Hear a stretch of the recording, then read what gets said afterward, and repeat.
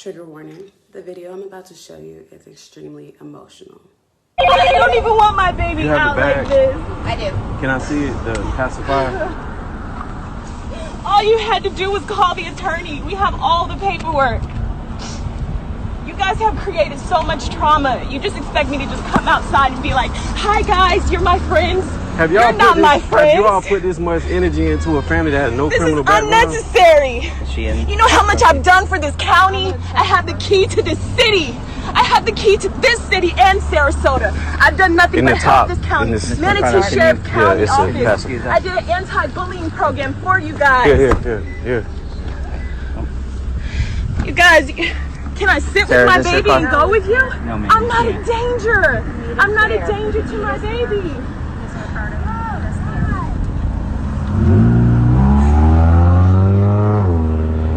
You're so wrong. You're so wrong.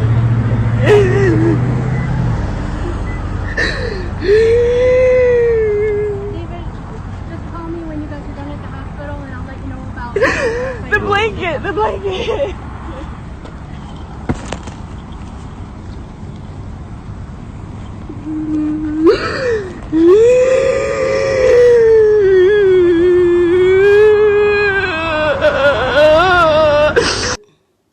I wasn't going to address this because honestly, this entire story and topic is so emotionally triggering for me as a parent that it's hard to talk about. But it needs to be talked about because it's happening more and more often, and this woman's story needs to continue to be shared until her babies are home. If you've never heard of medical kidnapping, this is what it looks like, and it's becoming more and more common. Good parents and healthy, happy children are being separated for no reason at all. I'm going to try to put this story into my own words as best I can from what I've been following. Saisha took her son, Amin-Ra, to the hospital to get checked out and possibly get some fluids. He had just been weaned from breastfeeding, and I think he was a little dehydrated, which is completely normal and natural in the process of trying to adjust from no longer breastfeeding. While at the hospital, instead of offering Saisha and Amin-Ra the help that they came to the hospital seeking, the hospital lied.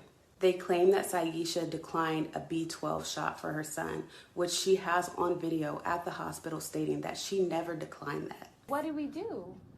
Yeah, what is the crime? Can you please give us a charge? But who said we You neglected refused the B12 shot I today. didn't refuse it. I said his father was on his way. No. There was no refusal. So you're saying you're taking my child away from me? I am. Right now, That's you not can't gonna take my happen. child away from me. I That's can't. not going to happen. What? Right now in this time, I'm filing criminal charges against this I never hospital. said I was. I didn't do anything. This is so injustice. They basically told her, this is happening, we're taking your son, and you just need to get over it. That was back in March. At the time, Saisha was pregnant with her now 2-week-old baby. This is the baby that you see in the video who is also being taken from her for no reason at all. Saisha now has 2 children who have been put in foster care, and to my understanding, her older son is now at risk of being put up for adoption, although they have been fighting relentlessly to try to get their children back. The state of Florida has completely let this family down, and it is so disheartening. This hit so close to home because we were almost victims of this ourselves just a few months ago. We were packing for a trip back home to California, and our boys were playing in the living room. In the process of packing, my 2-year-old went and got a cup of water, which I thought he intended to drink, but he actually got it to take over to his little sand and water table, which only had sand in it at the time because he was playing with it indoors. He spilled some of the water on the floor and slipped. This all happened with me being 2 feet away from him, trying to pack up our clothes. When he slipped, he hit his head and he appeared to start losing consciousness. So naturally, my husband and I freaked out and we called 911. Over the course of our kids' lives, we've definitely had a couple accidents where we freaked out and had to call 911 because that's who you call when you need help. However, this was our first time ever having to call 911 for one of our children in the city of Las Vegas. So we were completely unaware of the fact that Las Vegas procedures are completely different than the procedures taken in California, where we had lived most of our lives. They did call a paramedic out to see about our son, but the police department was also called out as standard procedure. When they approached us, they informed us that this was suspected child abuse and that they needed to question us, which obviously as parents completely freaked us out. I answered all the questions. It was a traumatic day and I just wanted to be done with it. But my husband felt like the questions were very invasive and he didn't feel like it was right for him to have to answer them due to the fact that we called to get help for our son. So he requested to speak to a supervisor.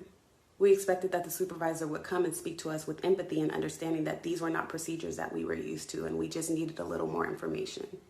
But that is not what happened. We were met with a swarm of police cars in front of our house and an angry supervisor who came to the door demanding to be let inside. We weren't criminals. We called to ask for help. This happened. You wanted to talk to me. You asked. I just wanted to verify that there's not a problem here, right? There's no problem? Well, I don't know. I don't have an issue. Oh, I'm good. apparently I you just need do, to make sure. Devontae, because so we there's can't issues right identify you.